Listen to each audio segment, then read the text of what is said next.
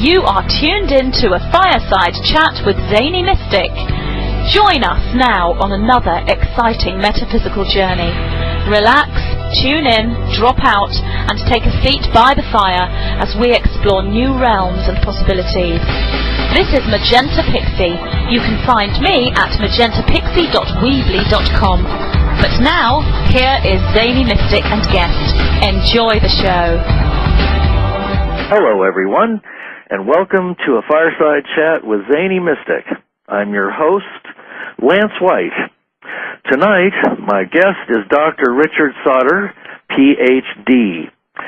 Richard is the author of 5 books and major reports, and I'm going to talk about this a little bit so that you'll get familiar with them.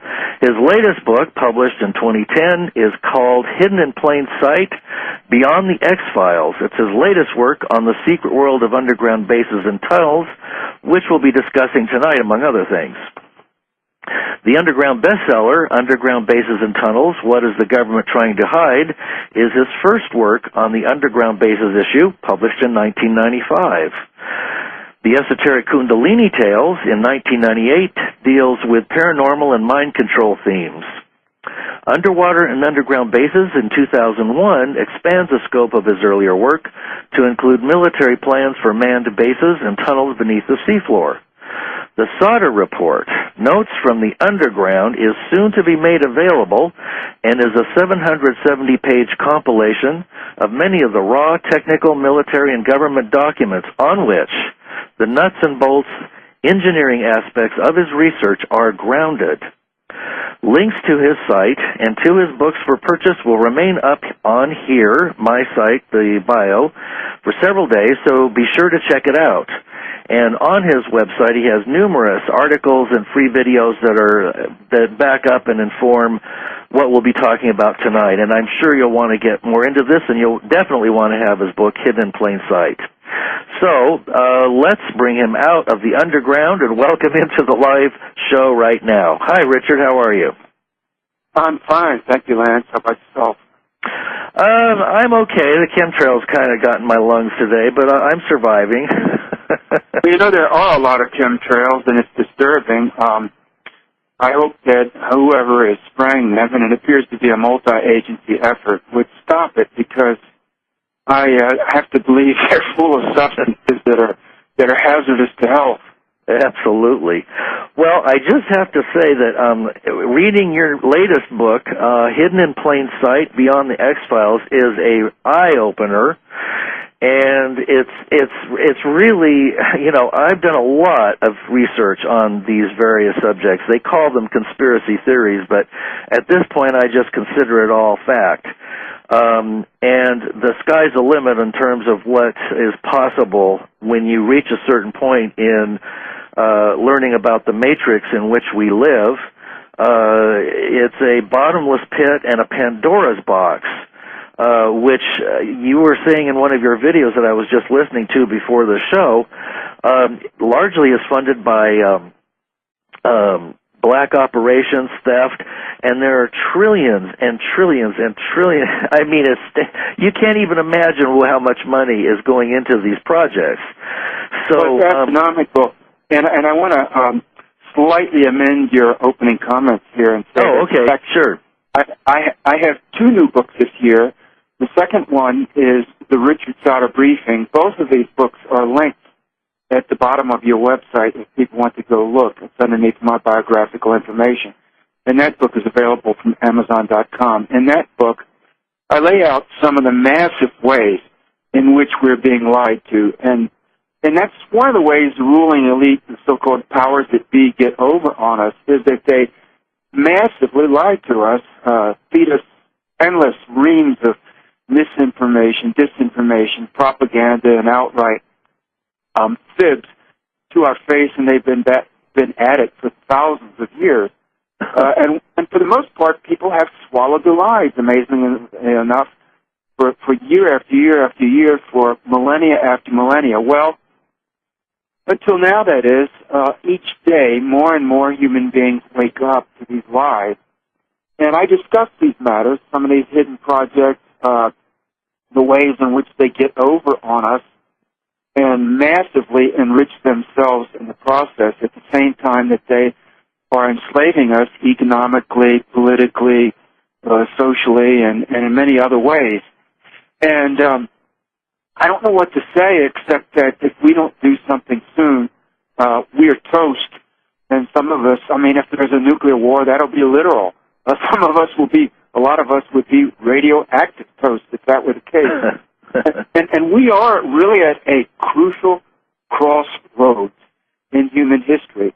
You and I were talking just before we went on the air, and you alluded to the Hopi teachings that essentially said at this period of time, the human race would come to a crossroads in history, so to speak. And we either have to choose a better path or spiral down to a grim future of destruction and oppression.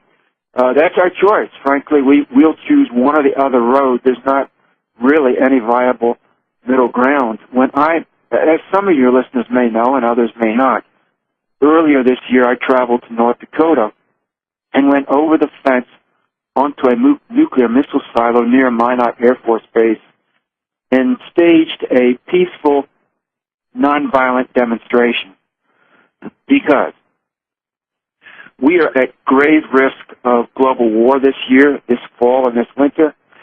And if we do have a global war, because of the level of armament and the large number of nuclear weapons in the hands of nation states, the United States and others, there's every possibility that some of those weapons are, God help us, maybe many of them could come into play. And if that happens, the outcome will not be pleasant, I promise you. Yeah. So I'm aware of this, and other people are too. I went directly to a nuclear missile silo and went over the fence, essentially to say, not my name. I'm putting my body and my life physically on the line. In other words, I went right to the site where nuclear weapons are deployed, and went over the fence onto a Minuteman nuclear missile silo and said, I vote no. You know, and what are you going to do? You're going to write a letter to the editor? Well, it may not even get published. Right. And if it does, comparatively few people will read it. Or you could write a letter to your congressman, and he certainly will not read your letter. All right. One of the junior members of his staff may or may not send you a, form letter in response. And that's about the extent of your redress in this system. So I took matters into my own hands, and I voted with my feet. I went directly to a nuclear missile silo and said, no. I know what you're planning to do. I know what these weapons can do. I know what the result will be if you carry out your plans and you use these weapons. And I beg to differ. I object. I don't agree. I personally vote against it with my life. And, of course, I was arrested for that. I was handcuffed and chained and criminally tried, and I spent over 3 months in jail in North Dakota. And I'm here to tell you that if more members of the human race don't wake up, and I mean not 10 years from now, I mean right now, this week, this month, this fall, we need to do if not a U-turn, a sizable turn from the direction in which we're headed, because all that is necessary for evil men to triumph is for good men and good women to do nothing or to remain silent. You know, under the law, if you're silent when there's a crime being committed, if you're silent or you do nothing, you are presumed to have acquiesced in the crime and to be an accomplice. Oh, absolutely. Now, here we are. Here we are. We have knowledge that a great crime is being prepared. We even have knowledge that we have materially aided and abetted it by sending in our tax money to the government every April 15th. What do you think is done with that money? Well, what I'm saying is, yeah. if you are funding the system, if you are sending money into the system every year, you're helping to fund it. Oh, yeah, so absolutely. So the system, there's a karmic question here then, for all of us who are tied up in this. If you send money into the system and they turn around and use that money to fund their operations, guess what? When they go forth and slaughter, using your funding in part, that karma comes back. I mean, it's like sticky glue, if you will. Yeah. And so that's the issue for this society as a whole. You get what you pay for. So it's time for us to ask, in fact, well past time, high past time, for us to ask, pardon my French, what the hell have we paid for? And the answer is, over the past half century, among other things, this society has spent $5 trillion building up a huge nuclear arsenal with thousands of nuclear weapons, and they're ready to go. They're ready to go. That is a moral issue. So I voted against it. And what I'm challenging your listeners, if you don't want this to happen, if you don't want nuclear war, if you don't want the United States to just nuke the living bejeebus out of Iran or some other country, guess what? You need to do something. You personally need to do something. You need to say something. Silence isn't good enough. Well, I agree with you. And there are many forms of protest that I think are going to be easy to figure out once the problem is identified. You know, one of the biggest... I just identified one of the biggest problems on the planet. And I'll grant you, there are many different forms of protest, and there are many different forms of not cooperating with the system, which is just, it's diabolical, Lance. Oh, I know. Once you awaken to that, as a being with a conscience, with a human conscience, you're faced with the issue of, how do I not cooperate with this? How do I not go along with this? How do I vote against it, so to speak? How do I publicly object to it? Because we're responsible to do that. We really are. Well, one of the problems that I think, I agree with you 100,000%, but one of the problems is that most people aren't even aware of what they're not aware of. Now, for instance, in your book, you have diagrams and plans of underground bases and maglev tunnels and things, which I'm certain exist all over the world, and you demonstrate that, and probably even more. And so all of these projects are absolutely beyond top secret, and nobody knows about them. They're covert. Some people do. Well, I'm just saying, yes, but those people aren't as important as the masses who are just watching Fox News and buying it and thinking that that's the world they live in. There's a whole underground, subterranean world with stuff that we can't even imagine. Yes, that's the point, and it goes beyond this. There are many underground bases, and there are thousands of people working in them. There are all kinds of secret projects and programs going on down there, and also undersea facilities, as my latest research shows. But beyond that, there are many other, if you will, scams and schemes and secret projects and massive lying and propaganda campaigns that have been going on for decades or even centuries. And I discuss some of these other ones in my book, the Richard Sauder Briefing. So both of these books, for the uninitiated, I lay out, I give you approximately a little less than 300 pages of documented ways that these black projects and the powers that be have gotten over on us, and they're sucking trillions of dollars out of the global economy. Oh, yeah. They are absolutely impoverishing the human species on planet Earth. Oh, and in the process, they're also destroying the ecology. Exactly. And they're using the money that they're demanding from us, which is turning us into third world country, which is used to enslave us. So it's really quite ironic. In fact, that's the title of one of the opening chapters in my little book, the Richard Sauder Briefing. I entitle it, the planned economic enslavement of all humanity. The attempted economic enslavement of all humanity. Well, we're enslaved right now. We were born into it.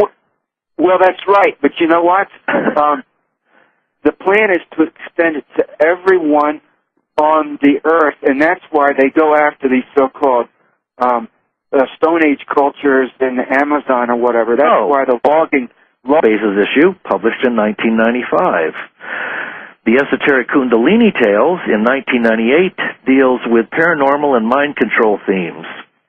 Underwater and Underground Bases in 2001 expands the scope of his earlier work to include military plans for manned bases and tunnels beneath the seafloor. The Sauder Report, Notes from the Underground, is soon to be made available and is a 770-page compilation of many of the raw technical, military, and government documents on which the nuts and bolts engineering aspect. I'm okay. The chemtrails kind of got in my lungs today, but I'm surviving. Well, you know, there are a lot of chemtrails, and it's disturbing.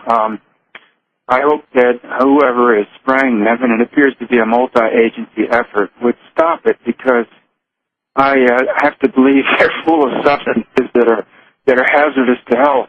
Absolutely. Well, I just have to say that reading your latest book, Hidden in Plain Sight, Beyond the X-Files, is a eye-opener, and it's... You are tuned in to a Fireside Chat with Zany Mystic. Join us now on another exciting metaphysical journey.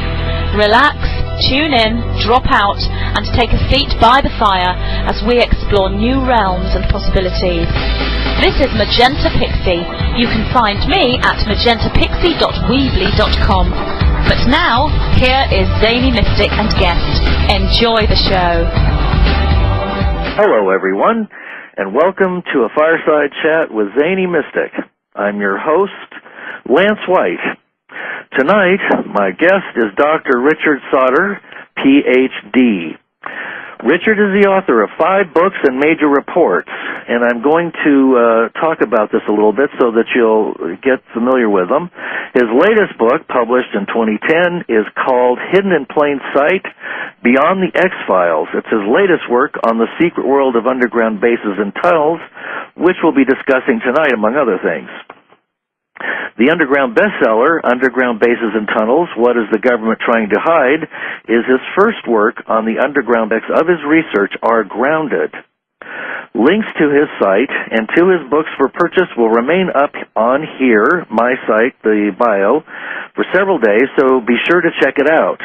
And on his website, he has numerous articles and free videos that back up and inform what we'll be talking about tonight. And I'm sure you'll want to get more into this, and you'll definitely want to have his book, Hidden in Plain Sight.